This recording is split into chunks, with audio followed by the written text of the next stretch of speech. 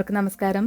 ഇന്ന് നമുക്ക് വളരെ ടേസ്റ്റി ആയിട്ടുള്ള ഒരു ദാൽ കറി തയ്യാറാക്കാം. ഈ ഒരു ദാൽ ചപ്പാത്തിക്കും ചോറിനും ഒക്കെ നല്ല ടേസ്റ്റി ആയിട്ടുള്ള ഒരു കറിയാണ്.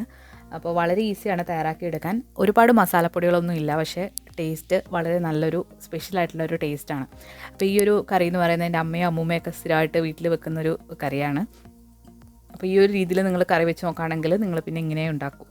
അപ്പോൾ ഈ ഒരു ദാൽ തയ്യാറാക്കി എടുക്കാൻ വേണ്ടിയിട്ട് ഞാനിവിടെ ഒരു 3/4 കപ്പ് തുവര എടുത്തിട്ടുണ്ട്. ഈ ഒരു കപ്പ് എന്ന് പറയുന്നത് 240 ml ആണ്.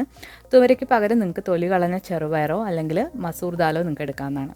അപ്പോൾ ഇവിടെ ഞാൻ എടുത്തിരിക്കുന്നത് മസൂർ ദാൽ പോലത്തെ ഒരു തുവരയാണ്. വളരെ തിന്നായിട്ടുള്ള തുവരയാണ്. ഇത് പെട്ടെന്ന് വെന്ത് കിട്ടും. അപ്പോൾ നമുക്കിതൊരു പ്രഷർ കുക്കറിൽ ഇട്ട് കൊടുത്തിട്ട് നന്നായിട്ടൊന്ന് കഴുകിയെടുക്കാം. അപ്പോൾ ഞാനിവിടെ എടുത്തിരിക്കുന്ന പ്രഷർ കുക്കർ 2 ലിറ്ററിൻ്റെയാണ്. അപ്പോൾ നിങ്ങളുടെ അളവിനനുസരിച്ചിട്ട് തുവര കൂട്ടോ കുറയ്ക്കുകയോ ചെയ്യാവുന്നതാണ്.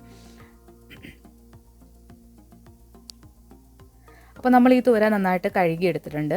അപ്പോൾ ഇനി ഇതിലേക്ക് നമുക്ക് വേറെ കുറച്ച് സാധനങ്ങളോട് ചേർത്ത് കൊടുത്തിട്ടാണ് നമ്മൾ വേവിക്കുന്നത്. അപ്പോൾ ഇതിലേക്ക് നമ്മൾ എരിവിന് ആവശ്യമായിട്ടുള്ളൊരു പച്ചമുളക് എടുത്തിട്ടുണ്ട്. ഇതൊന്ന് കീറിയിട്ട് ഇതിലേക്ക് ഇട്ട് കൊടുക്കുക. എരിവിനനുസരിച്ച് നിങ്ങൾക്ക് കൂട്ടോ കുറയ്ക്കുകയോ ചെയ്യാവുന്നതാണ്. ഇനി ഇതിലേക്ക് ഒരു മീഡിയം സൈസിലുള്ള സവാള നീളത്തിലരിഞ്ഞത്, അല്ലാന്നുണ്ടെങ്കിൽ നിങ്ങൾക്ക് ചെറിയ ഉള്ളിയും ഇതിലേക്ക് ചേർത്ത് കൊടുക്കാവുന്നതാണ്. ഇനി ഇതിലേക്ക് നമ്മൾ ആവശ്യത്തിനുള്ള വെള്ളം ഒഴിച്ചു കൊടുക്കുക. നമ്മളിവിടെ 3/4 കപ്പാണ് എടുത്തിട്ടുള്ളത്. അപ്പോൾ അതിന് വേണ്ടിയിട്ട് ഞാനിവിടെ 1.5 കപ്പ് വെള്ളമാണ് ഒഴിച്ചു കൊടുക്കുന്നത്. 1.5 കപ്പ് മുതൽ 2 കപ്പ് വരെ നിങ്ങൾക്ക് ഒഴിച്ചു കൊടുക്കാം. അപ്പോൾ ഞാനിവിടെ ഈ ഒരു കറി എന്ന് പറയുന്നത് ഒരുപാട് തിക്കായിട്ടും ഒരുപാട് തിന്നായിട്ടും അല്ല, ഒരു മീഡിയം പരുവത്തിലാണ്. അപ്പോൾ ഇതിലേക്ക് ആവശ്യത്തിനുള്ള ഉപ്പ് കൂടി ഇട്ട് കൊടുത്തിട്ട് നമുക്കിത് അടച്ച് വെച്ചിട്ടൊന്ന് കുക്ക് ചെയ്തെടുക്കാം. അപ്പോൾ ഇത് കുക്ക് ചെയ്യുമ്പോൾ മീഡിയം ഹൈ ഫ്ലെയിമിൽ ഒരു വിസിൽ മതി. അപ്പോഴത്തേക്ക് ഇത് വെന്ത് കിട്ടും. അപ്പോൾ വിസിൽ വന്നു കഴിഞ്ഞാൽ തീ ഓഫ് ചെയ്തിട്ട് നമുക്ക് പ്രഷർ പോകുന്നത് വരെ ഒന്ന് വെയിറ്റ് ചെയ്യണം. അതിനുശേഷം മാത്രമേ നമ്മളിത് തുറക്കാൻ പാടുള്ളൂ. അപ്പോൾ നമ്മളിവിടെ കുക്ക് ചെയ്യാനായിട്ട് മാറ്റി വെച്ചിട്ടുണ്ട്. അപ്പോൾ നമ്മൾ ഒരു വിസിൽ വന്നിട്ട് ഇപ്പോൾ പ്രഷറൊക്കെ പോയി എടുത്തിട്ടുണ്ട്. നമുക്ക് തുറന്ന് നോക്കാം. ഇപ്പോൾ നമ്മുടെ തുവരപ്പരിപ്പ് നന്നായിട്ട് വെന്ത് വന്നിട്ടുണ്ട്. അപ്പോൾ ഇത് നമുക്കൊന്ന് ഇളക്കി നോക്കാം.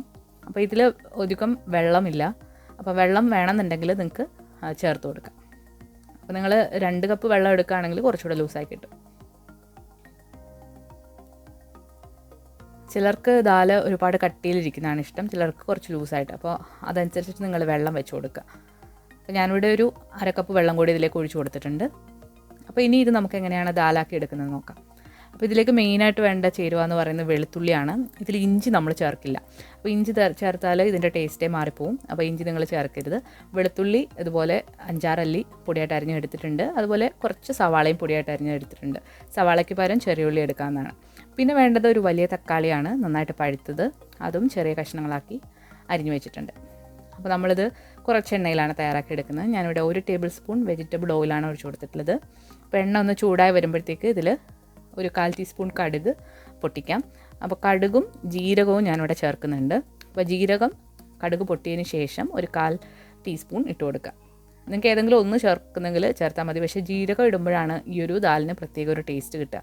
ആ ജീരകം നന്നായിട്ട് ഈ എണ്ണയിൽ കിടന്നൊന്ന് മൂപ്പിച്ച് എടുക്കുക. അതിനുശേഷം നമ്മൾ നേരത്തെ പൊടിയായിട്ട് അരിഞ്ഞ ഉള്ളിയും അതുപോലെ വെളുത്തുള്ളി ഇട്ട് കൊടുക്കുക. ഈ ഒരു ദാൽ നമ്മൾ ഇഞ്ചി ചേർക്കില്ല. ഇഞ്ചി ചേർത്താൽ ഇതിൻ്റെ വേറൊരു ടേസ്റ്റായി പോവും. വെളുത്തുള്ളി മാത്രം ചേർക്കുമ്പോഴാണ് നല്ല സ്പെഷ്യലായിട്ടുള്ളൊരു ടേസ്റ്റ് ഇതിന് വരിക. ഇനി ഇതിലേക്ക് വേണമെന്നുണ്ടെങ്കിൽ ഒരു വറ്റൽമുളക് നന്നായിട്ട് കഴുകിയിട്ട് ഇതിലേക്ക് ഇട്ട് കൊടുക്കുക. വറ്റൽമുളകൊക്കെ എടുക്കുമ്പോൾ എപ്പോഴും കഴുകിയിട്ട് യൂസ് ചെയ്യാനായിട്ട് ശ്രദ്ധിക്കുക. കഴുകി ഉണക്കി വെച്ചിരുന്നാലും കുഴപ്പമൊന്നുമില്ല. അതേപടി കവറിൽ നിന്ന് എടുത്തിടരുത്. അപ്പോൾ വറ്റൽമുളക് കൂടി ഇട്ടിട്ട് നന്നായിട്ടൊന്ന് മൂപ്പിച്ചെടുക്കുക. അപ്പോൾ ഈ ഒരു ദാലിൽ നിങ്ങൾക്ക് കറിവേപ്പില വേണമെന്നുണ്ടെങ്കിൽ ചേർത്ത് കൊടുക്കാം, അല്ലാന്നുണ്ടെങ്കിൽ മല്ലിയില ഇഷ്ടമുള്ളവർക്ക് അതും ചേർത്ത് കൊടുക്കാം. അപ്പോൾ ഞാനിവിടെ കറിവേപ്പിലയാണ് ഈ ഒരു ദാലിലേക്ക് ചേർത്ത് കൊടുക്കുന്നത്.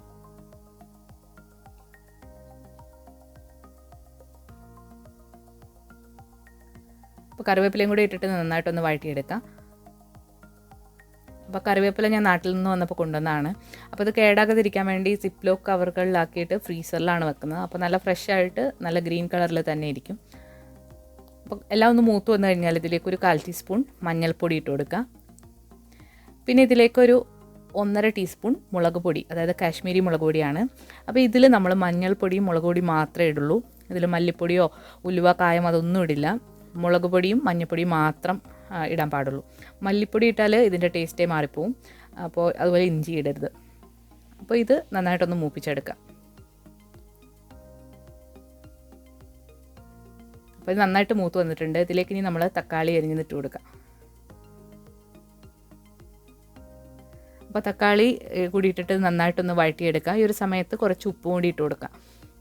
അപ്പോൾ ഇത് അടച്ചു വെച്ചിട്ട് നമുക്കൊന്ന് വേവിച്ചെടുക്കാം ഈ ഒരു തക്കാളി.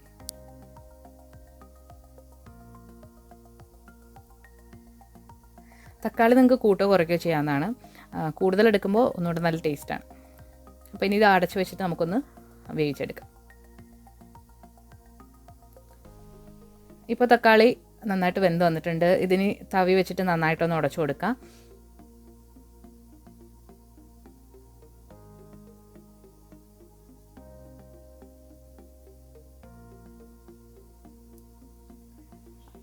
ഇനി നമുക്ക് ഇതിലേക്ക് നമ്മൾ നേരത്തെ വേവിച്ച് വെച്ചിരിക്കുന്ന തുവരപ്പരിപ്പ് ഇത് ഇട്ട് കൊടുക്കും. ഈ ഒരു ദാല് ഇനി ഇതിലേക്ക് നന്നായിട്ട് ഇളക്കിയിട്ട് നന്നായിട്ടൊന്ന് തിളപ്പിച്ചെടുക്കണം.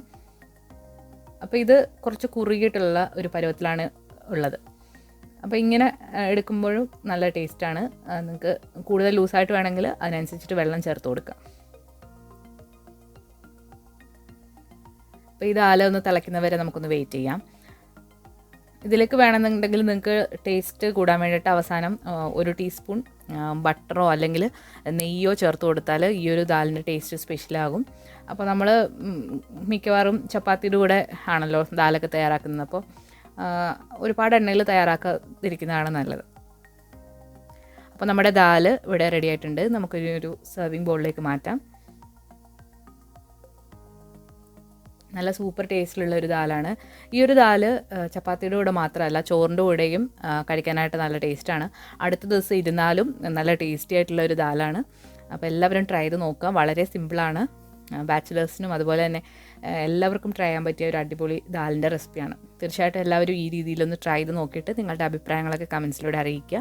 അതുപോലെ ഈ വീഡിയോ ഇഷ്ടമായിട്ടുണ്ടെങ്കിൽ ലൈക്ക് ചെയ്യാനും ഷെയർ ചെയ്യാനും അതുപോലെ തന്നെ നിങ്ങളുടെ അഭിപ്രായങ്ങളൊക്കെ കമൻസിലൂടെ അറിയിക്കാനും മറക്കരുത്. നമ്മുടെ ചാനൽ ഇതുവരെ സബ്സ്ക്രൈബ് ചെയ്തിട്ടില്ല എന്നുണ്ടെങ്കിൽ സബ്സ്ക്രൈബ് ചെയ്യാനും മടിക്കരുത്. പുതിയൊരു റെസിപ്പി വീഡിയോ ആയിട്ട് നമുക്ക് വീണ്ടും കാണാം. താങ്ക്